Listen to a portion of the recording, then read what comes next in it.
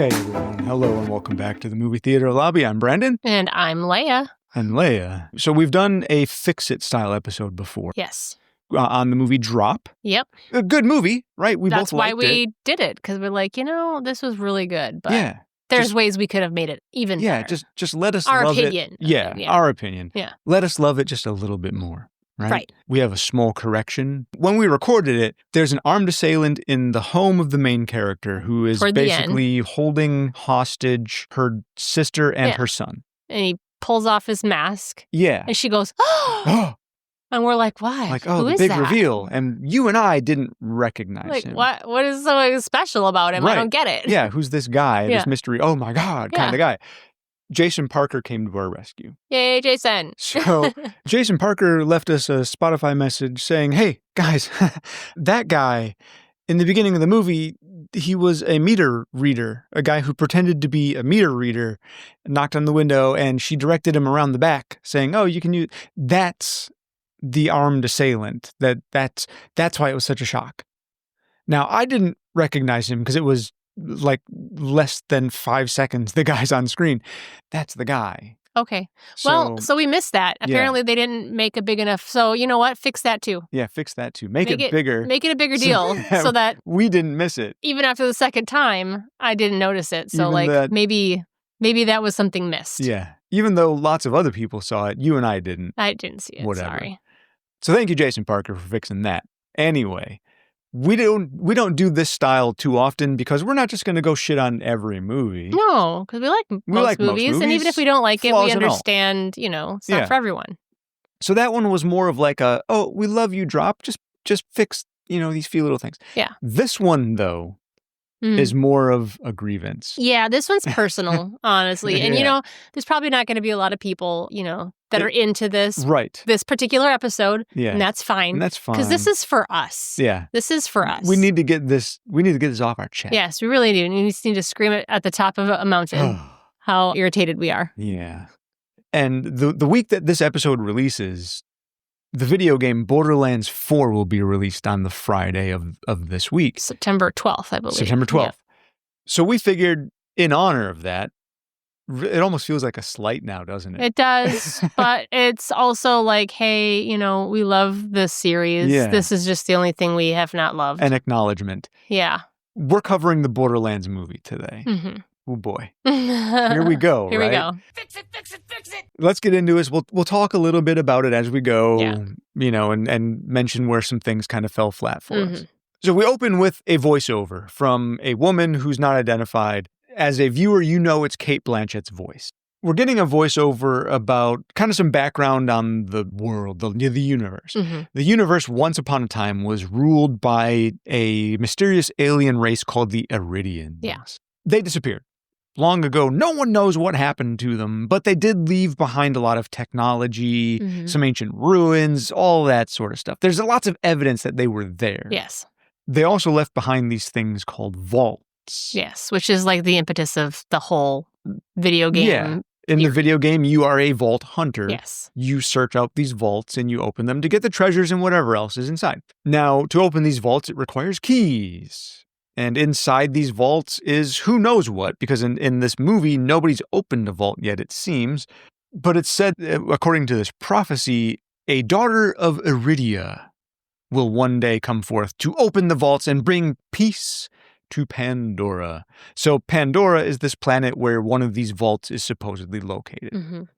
So far, so good, right? I mean, it's going along with the series. Yeah, that's the idea of the games. Yeah. Really, nothing is offensive there to the Borderlands to my ears community.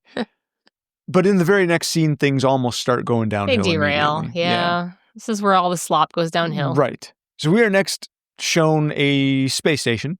Inside the space station is a girl in a cell, a young girl. Mm-hmm.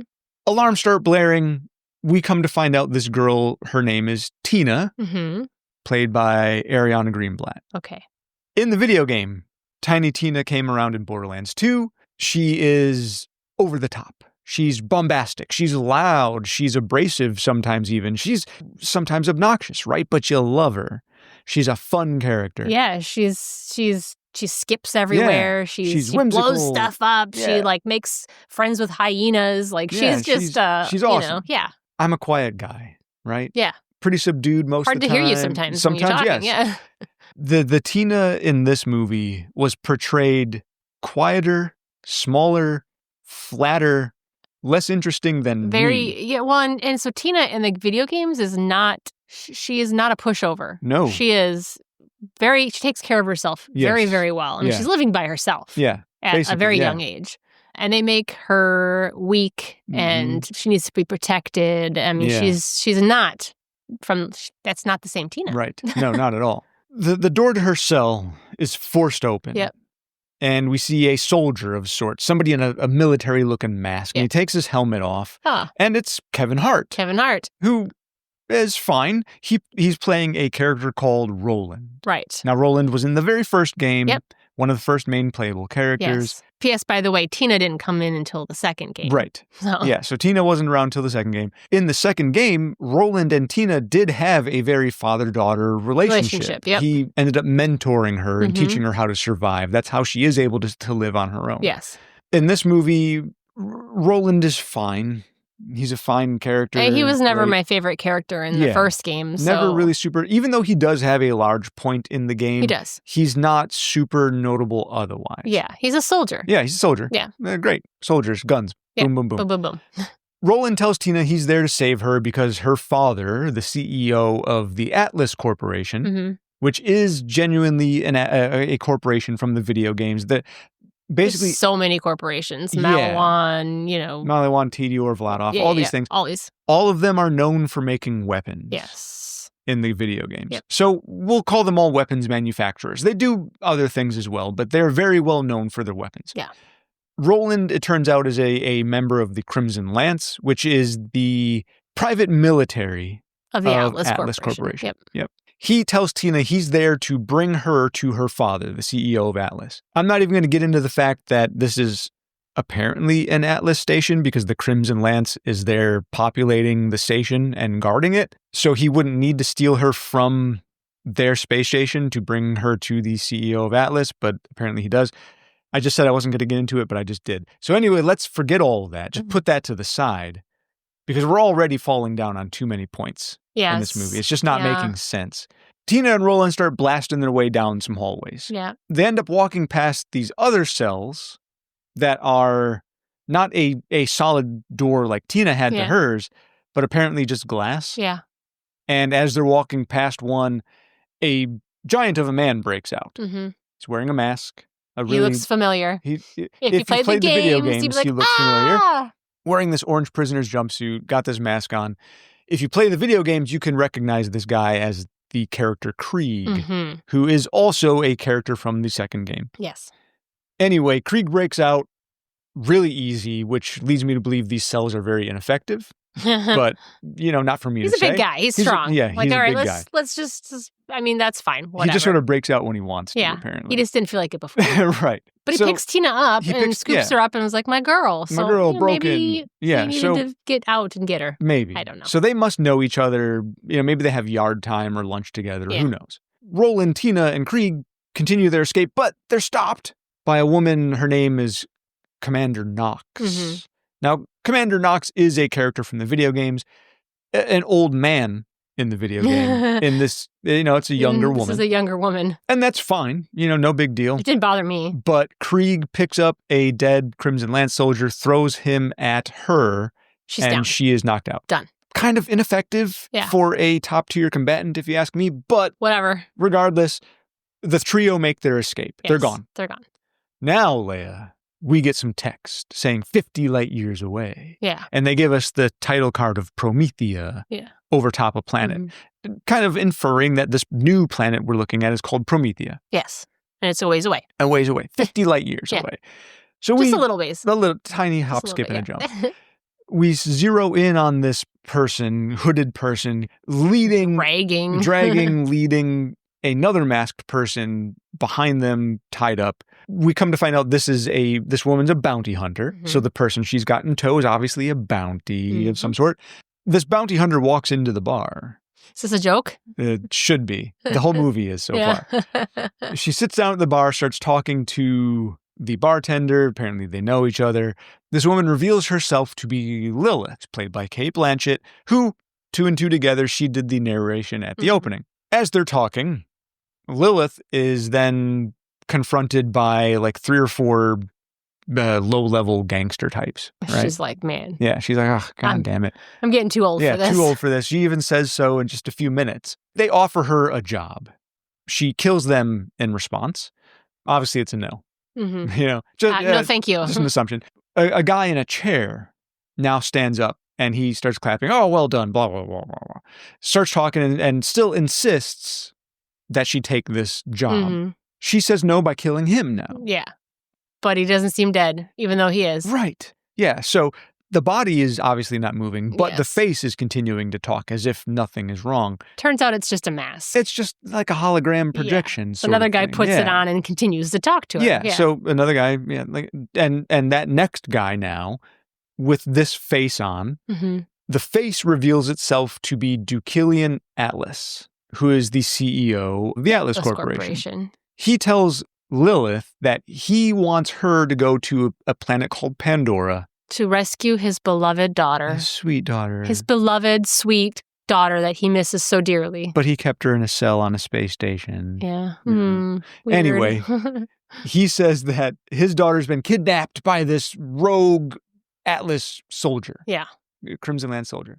Lilith tells him, you can't pay me enough to do this. And he says, I don't want to do it. I beg to differ. Check this out. So like instant credit transfer to her, whatever, digital wallet. And she says, oh, I guess apparently you can Apparently I can be paid enough. She says, I'll do it once I finish my bounty. So he kills the bounty and says, looks like you're free. Yeah, looks like you're free to go. So okay, fine, whatever. So she gets an Atlas airdrop to planet of Pandora. Now we get this sort of like little montage / narration. Lilith tells us a little bit more about Pandora. And we see Lilith in this searching montage, looking for clues to the locations of Tina and Roland. Montage. She gets some leads that Tina was last seen in a town called Firestone. Now Pandora and Firestone in the video games, absolutely. In fact, that's where you start in the very first game. Yes. So this bus miraculously shows up. She gets a ride to Firestone, and this bus has a character inside, a driver. His name is Marcus.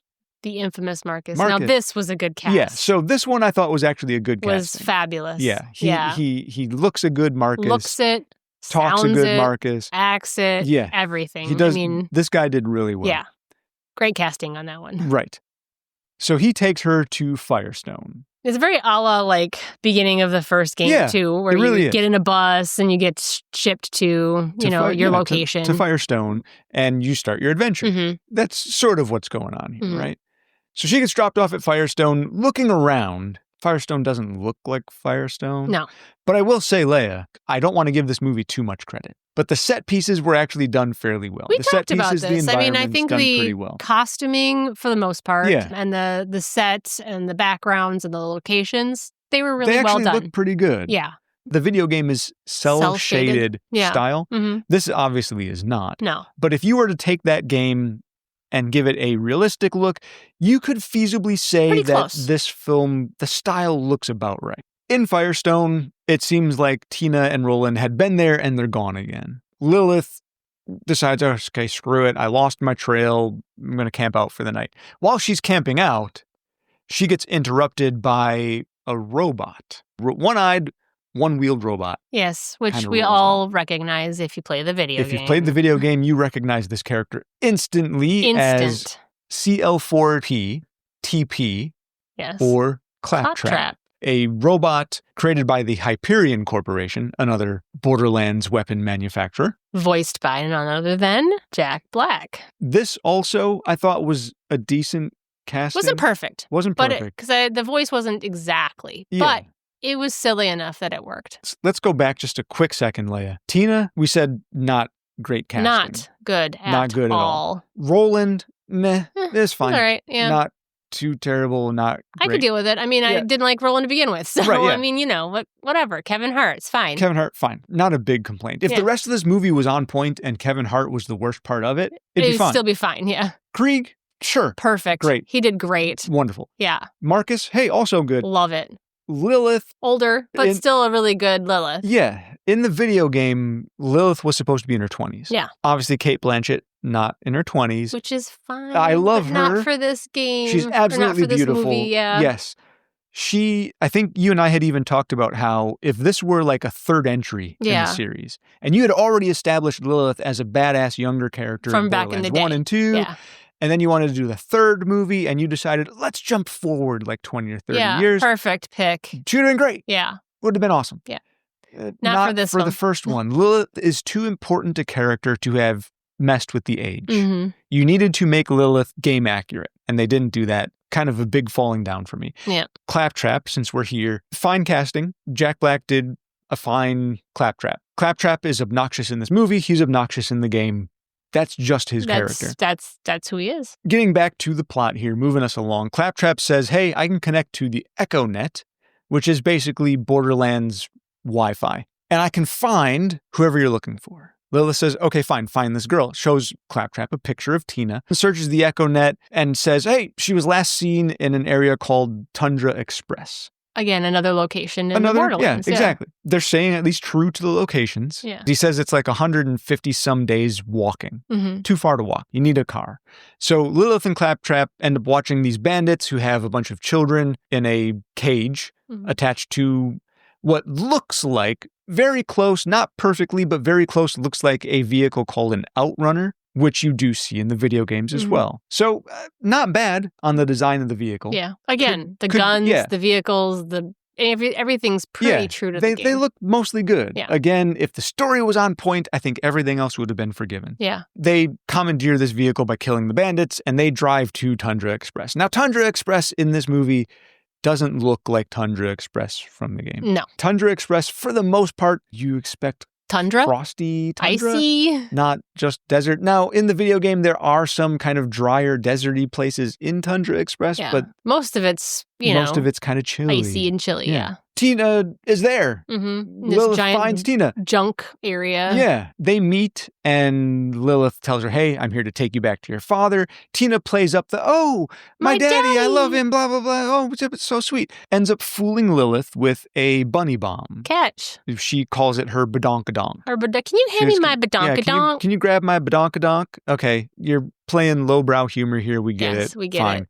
If you ever play the games, she calls things badonkadonks or a thing a badonkadonk. So they're just bringing that back. Yeah, so they're just connection, because I think that's the only thing they can really connect to the character. They're doing it for lowbrow humor. That's all. Lilith ends up getting quote unquote blown up. Yeah. And Tina escapes outside the small little area that Lilith found her in. Once again, Lilith confronts Tina, says, hey, I'm doing my job here. I'm to take you back to your father. I'm not giving up yet. So Krieg pops out, and then a big fight happens between Tina and Krieg and Lilith. Yep. Lilith ends up besting Krieg, besting Tina, confronting her, and finally kind of corners her. Yeah. And saying, okay, I'm taking you back. No more argument and disagreement. But all of a sudden, we get a woman, again, who flies in on this kind of hovering vehicle called a Stingray, which, again, does kind of look like the Stingray from the first game that the Atlas Crimson Lance drives around. Right. This one flies a lot higher than the Stingrays do in the game. They more or less just hover. Yeah. This one flies. Okay, fine, whatever. No big deal. But it's once Nox again, it's Nox. Tina just throws a stuffed animal at her, a stuffed animal bomb, blows her up.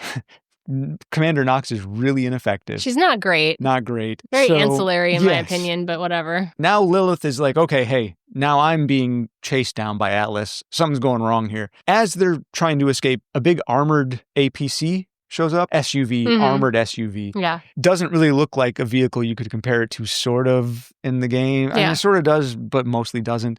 Like the one vehicle that they didn't really do well, unfortunately. But inside is Roland. He says, everybody get in. So they all get in. Everybody, including Claptrap, gets dragged in.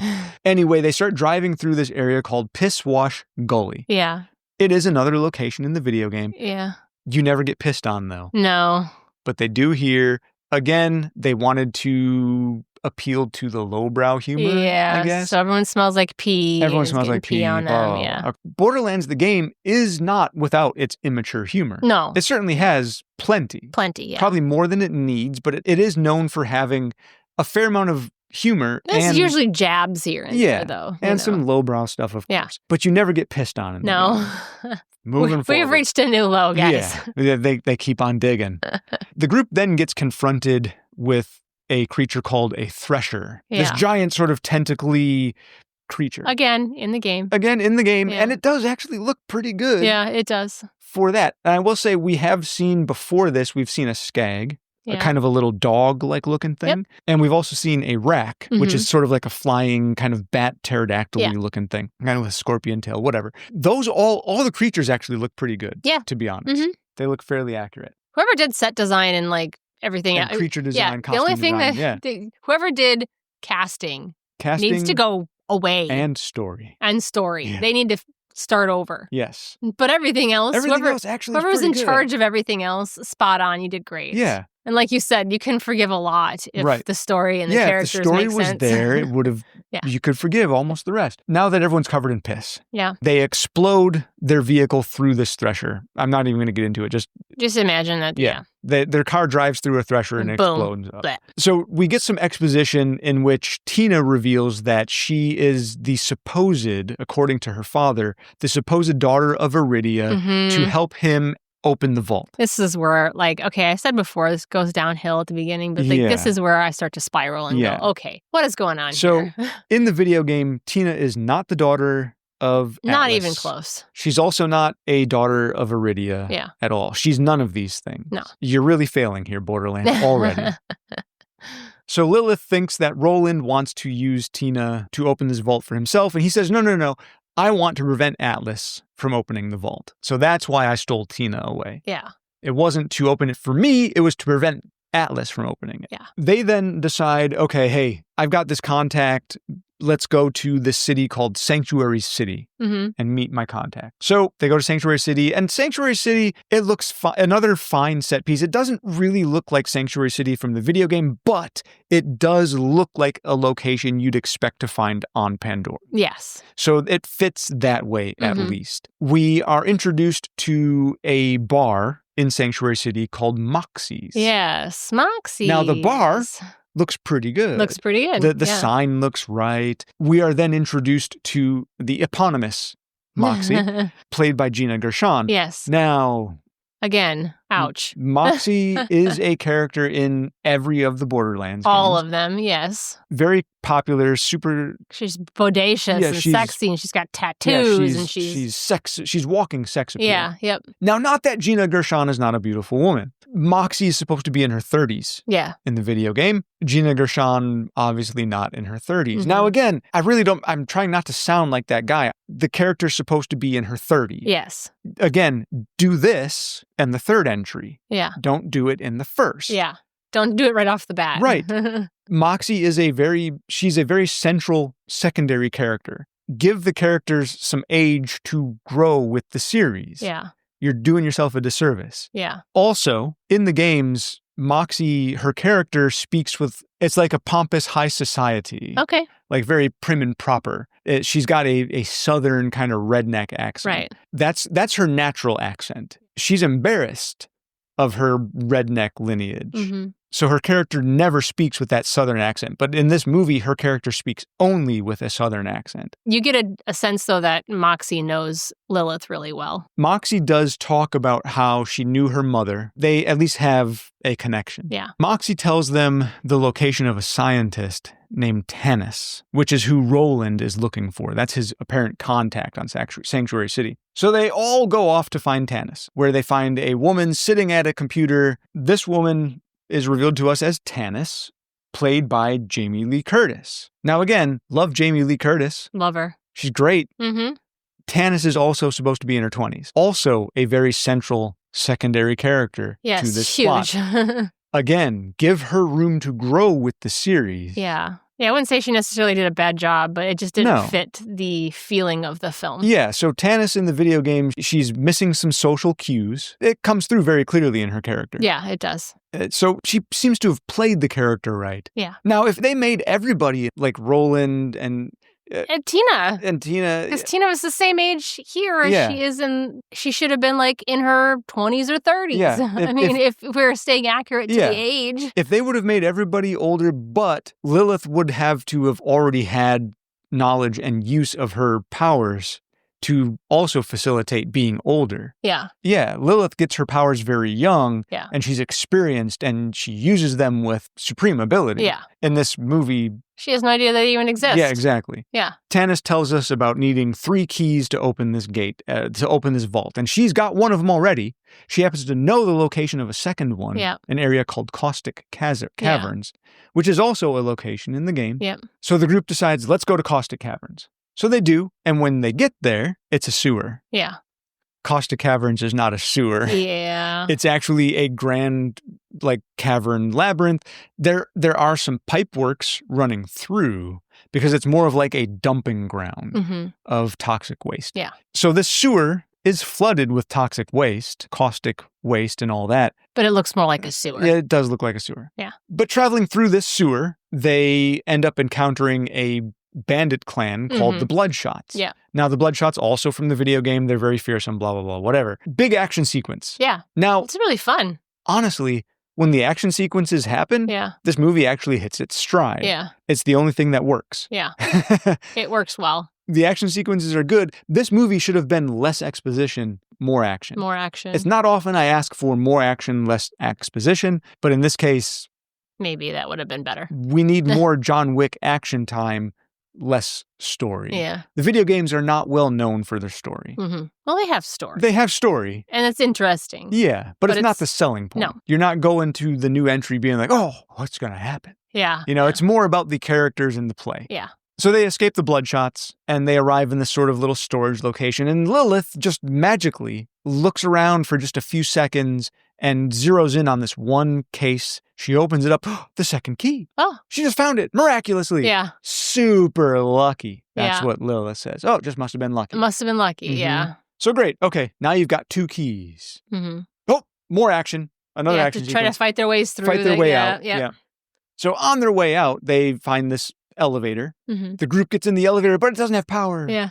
Someone needs to go turn the power on. Yeah. So Roland says, take care of everybody. I'm going to do this. I'll do it. Yeah. So the noble hero sacrifices himself. Tina's like, no. No, Roland. So Roland stays behind to power the elevator. And the group goes up. Roland stays behind, kills a whole bunch more Bloodshots. We're led to assume that perhaps Roland dies. Yeah. Explosion. In true cinematic fashion. Right. Someone gets left behind. They died. Yes. So this elevator zooms through the top of the shaft. Yep. And really, really fast. Like it's going to pop out the top. Yeah, it does literally like Pops Willy out. Wonka shoot out the top. Doesn't float around like that elevator does. The Wonkavator. But instead, this one, it shatters and explodes. Yep. And poof. When it does, there's nobody in it. Poof. The whole group is poofed. Transported. We should say this correctly, they're bamfed. They're bamfed. Like in the X-Men books that Nightcrawler does. Oh, yeah. Bamfed. Yeah, bamfed. So they are bamfed to a safe location. And Tanis looks at Tina and says, how'd you do that? And Tina goes, oh, I don't know. Amazing. I just did it. I can do this now. I can teleport. So no explanation. We're all no like, explanation. Everyone's like, oh, okay, whatever. We'll just accept that. Yeah. Daughter of Iridia, magic. So Tanis now takes these 2 key pieces, the one she had and the one they just found, combines them, and there's a map displayed, a holographic map that shows the planet of Pandora and the precise location of the vault. The vault, yes. It also shows this sort of like phoenix-y emblem. And Tanis explains that's the symbol of the Firehawk, who's apparently an Iridian goddess who protects the planet of Pandora. That still fits the lore of the video game actually pretty well. She also confirms that what Tina had done, the teleport, Bamf, is called a phase walk, which if you've played the video games, you know phase walk is Lilith's siren ability. It is. In the video games, there are, I think, 6 or 7 sirens in the entire universe, and they all have powers. So we start losing our minds. Right. We're like, really? Yeah. Really? So she's phase walking? Yeah. Sure, right. So they say, okay, we know the location of the vault. Let's go. as they cut away, it's revealed to us that Roland is alive. So, and that's the last we see of Roland for a little bit. Now, Lilith, when she was hired for this job, she was given a beacon by Atlas saying, hey, as soon as you find Tina, press this beacon, we'll come collect her. Mm-hmm. It got broken when she first confronted Tina. Yeah. And she's been trying to get it fixed. Claptrap shows up that night and says, hey, fix your beacon. Lilith considers it for a bit. And then Tina finds out that Lilith has this beacon and was perhaps still intending to turn her over to Atlas. Yeah. So Tina instead, without really doing much conversation, once again blows up Lilith. Because why not? Because why not? So Lilith is knocked unconscious. Next scene, great. Lilith wakes up. Claptrap informs Lilith, hey, the whole group went onto the vault without you. They think you're bad news bears. Yeah. So instead, Lilith and Claptrap go to Lilith's hometown, her abandoned hometown. And Lilith reminisces and thinks about her mom. So we get a little kind of backstory exposition on Lilith. Yep, and her mom and her... Lilith's mom was a vault hunter. She was looking for the vaults, trying to open them. She was doing it with Tanis. Yeah, and some bandits raided Lilith's hometown. Village. Lilith's mother was killed, but Lilith's mother left Lilith with Tanis. And then Tanis apparently gave her to some raiders. Who taught her to be tough and survive. Yeah. Tanis saw no problem with. Right. Because Tanis. Yeah, Tanis she's just not like that. Yeah. We then go from that to the rest of the group who were going to the vault location. So Tanis, Krieg, and Tina. They show up where the vault location is. Krieg stumbles upon the vault. The button. The vault open latch, whatever. Yeah.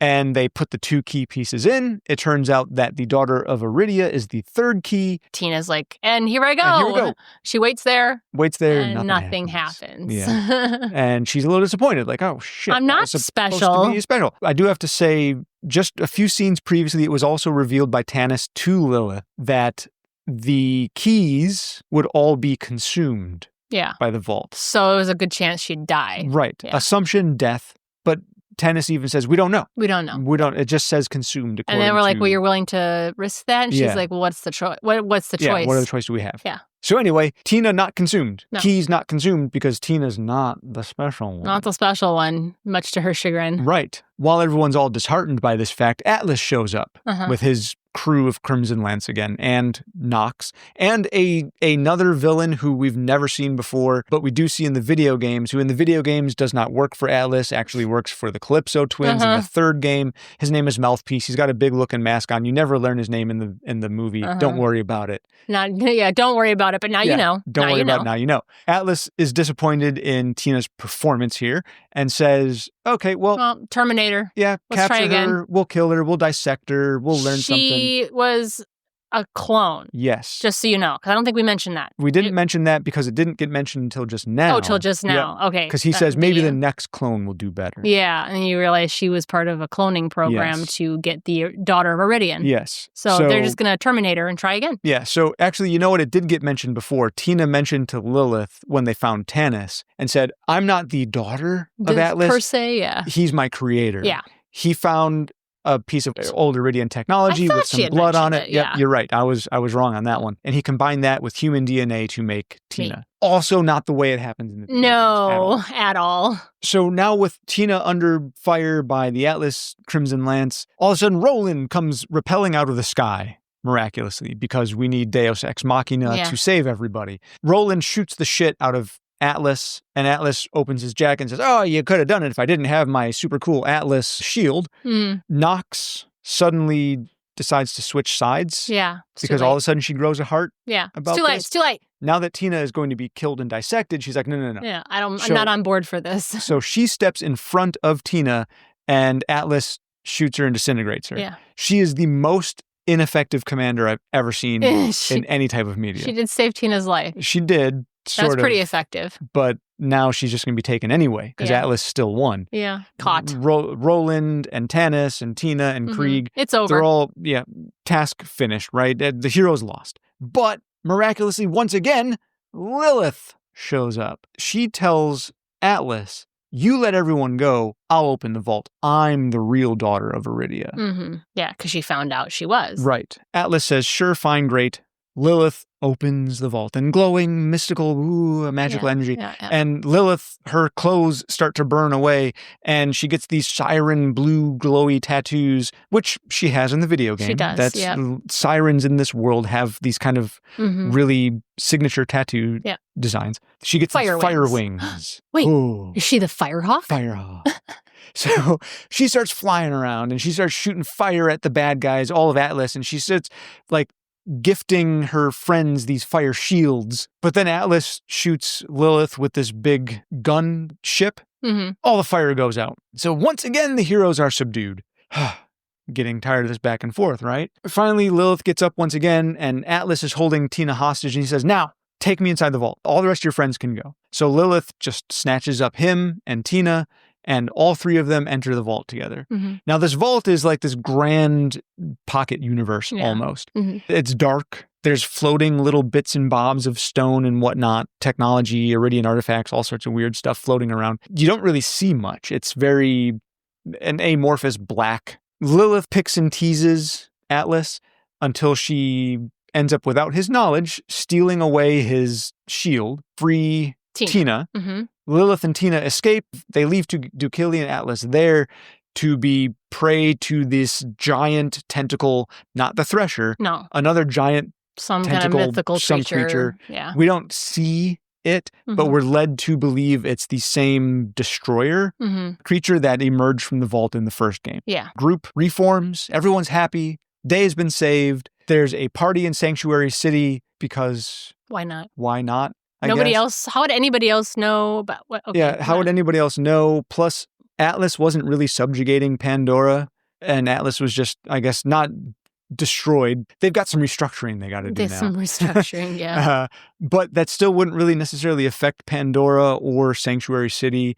There's nothing about this vault that brought peace to Pandora because there's still bandits and stuff. So yeah, didn't do what the prophecy said it was going to do. I don't know why everyone's partying. They didn't take anything out of the vault except just Tina and Lilith left the vault. Yeah. Grand party, some goodbye exposition, and movie's over. Yeah. I think one of the biggest cruxes we had with this film was that the daughter of Iridian was neither of those two people. Right. So in the first game, there's no daughter of Iridia. You need just key pieces to open the vault. So you do, and the vault, blah, blah, okay, whatever. First game done. The second game, there's a villain. His name is Handsome Jack. One of the best, most well-written villains in video game history. His daughter is apparently the special one to help open vaults. Now, you can't do that plot twice, Leia. You can't have a villain with a daughter that he is keeping held captive because he wants to open a vault from her power to gain power. Why don't they just use that? Why didn't they just use that? Because it was a really good story. There was nothing to change about it. Handsome Jack was one of the best villains of the whole series. Just use it. Instead, you give us Dukili and Atlas. What the hell? The most dry, uncharismatic, uninteresting. Who wrote this story? Villains. Eli Roth. Seriously, Eli? Yes. We know you can do better. Yeah. We know you can do better. Yeah. But from what I understand, he wrote this after watching his dog take a shit, so... Oh, right, yeah, that makes sense. Yeah, because when he videotaped his dog taking a shit, it reminded him of Claptrap. Yeah. What? Maybe, sometimes those thoughts, those intrusive thoughts, maybe just not say them out loud. Yeah, sometimes they should just stay in your head, man. Yeah, but that makes sense. Yeah, so... Like we said, you can't do that plot twice. No. So even if you were to go and try to fix this series, like even if you did a reboot and you wanted to do the story from Borderlands 2, because obviously the story from Borderlands 2, way better objectively than the story from Borderlands 1. Yes. That's I think it was the best one out of the three so far. But now you can't do it. Because you've done it already. Yeah. With the wrong character. With the totally wrong characters. Yes. Just have done it the way that it was done. That's what we want. I'm sorry, but if I'm playing a video game and you're doing a movie of it, I don't want you to change the whole thing. I want it to be familiar. Yeah. I don't care. You can change the look a little even. Don't change the story. If you want to change, you can change events that happen from a video game story, but don't change the things that give us the lore. Yeah. Don't change the characters. If you were to have, let's say this, Leia. So you remember the movie Talk to Me. So I forget the actress's name, but the one who plays the lead character in that game or in that film. If you said to me, she's going to be brought over and we're going to be casting her as Lilith, I wouldn't have a problem with that. Yeah. That doesn't bother me because she's the right age. And I know she could pull off that character's personality. I don't care if you want to change the character to a person of color or whatever. It doesn't bother me. That doesn't bother me. But when you change the character's age, if it's an insignificant character, that's fine. But characters that are central to Or if it was plot, an original story, yeah, it'd be fine. But when you change characters that are central to the plot, you're changing that character lore, you're changing the world lore. And you're making me mad. What you don't understand, these film producers, is video game nerds, comic book nerds, we want to see the stories that we know and love. Man. We want to see them. Yes. You keep thinking we don't, but every time you make a movie that doesn't give us those stories, those video game movies fail. Give us the goddamn stories. Give us the characters. It was like they were trying to combine the first game and the second game. Yeah. And using the characters from the first game. So it was like they didn't want to use any of the characters from the second game, but they wanted to use the second game's story. Yes. And it was just kind of weird. Yeah. They used Krieg. They used Krieg from the second game and Tina from the second game. And Tina from the second game. And even from the first game, they left out Mordecai and Brick. They did. Who, honestly, are way more interesting than Roland. Yeah, interesting characters, yeah. Yes. I mean, Lilith is fun to play. Right. But I would say Mordecai and Brick's backstories They're are better a lot characters. More fun. Yeah. Yes. They're like, this is a great idea. We'll mash them together, but we don't need to bring Jack in or Angel or any of the other characters. We'll just make it a whole new thing, and everyone's going to love it. Yeah, we will mash the story from 1 and 2 together. Here's what you do. Leia, let's talk about how we fix this one. Okay, right? Yep. Take out Krieg, take out Tina. Yes. Keep Roland, keep Lilith, give us Mordecai and Brick. Yes. Okay? That's what we want to see. Now we've got the first crew. Yep. Put their ages back to 20. Yep. Because that's the age that every single one of them were in their 20s. Very most 30. Yeah. Like, yeah. in their 20s. I can see 30. Yeah. Fine. Give us that. You're already trying to do the story from the first game. Atlas trying to open a vault. Okay, do that story. Let's go with that. Give us these characters. Yeah. How is that so fucking hard? Yeah. And then we can have another one. Yeah. Because if you had done that one right, we would have wanted to see another one. And then you could have done this whole thing with Angel and Handsome Jack. Handsome Jack, and Tina can show up finally. Yes. I think that's our biggest, there's not a whole lot to fix here other than like, let's just redo it. That's the way that really, it should have been done. That's how you fix this, by redoing. I think for somebody who's played it so much, it was very frustrating to be like, wow, this is what people think Borderlands is, and it's not this. Yeah, this is not it. They got the environmental design right. They did, I would say. Not perfect, but it's like 90% there. I think they did a pretty good job. You got the monster design right. Yeah, that was great. And you didn't even feature them very often. Yep. You just kind of showed them, and that's fine. We can deal with that. Yep.